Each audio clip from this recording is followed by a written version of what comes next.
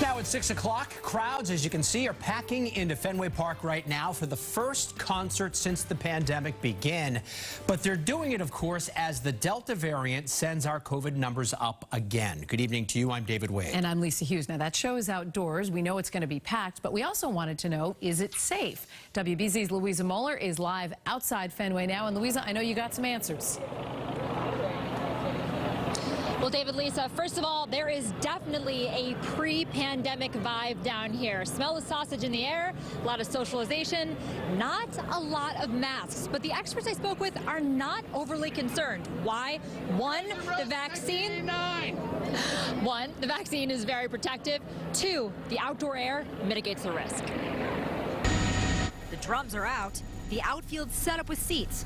Fenway Park ready to rock out to Guns N' Roses, kicking off a slew of summer concerts. The Delta variant is proving to be about twice as contagious as the Alpha variant. But the return of Fenway concerts comes as the Delta variant causes COVID cases to tick up in the Commonwealth, raising the question, is packing the stands still okay? Outdoors is still definitely the best place to be. Tufts Medical Center epidemiologist Dr. Shira Daron says an outdoor concert at Fenway, even with more than 30,000 fans, is a pretty safe bet for the fully vaccinated. The studies on outdoor transmission, there are a couple of good ones. One showed that the risk of outdoor transmission was 1,000th the risk of indoor transmission. We also have very, very good data to show that it is much harder for a fully vaccinated person to get infected.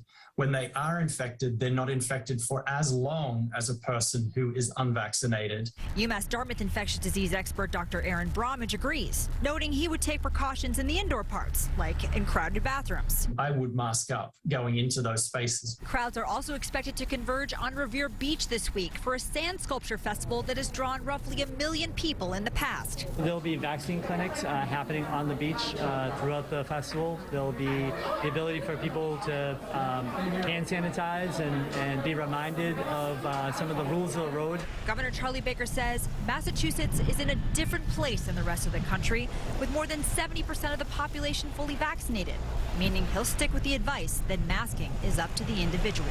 I think our guidance, which really focused on vulnerable populations and people who are most at risk. As you can see in here, a lot of people here only have one thing on the mind, that is rock and roll. Remember this, the CDC says fully vaccinated people, there is evidence that they can transmit COVID-19, but those breakthrough cases still really rare, about 0.2% in Massachusetts. Live outside Fenway Park, Louisa Moller, WBZ News.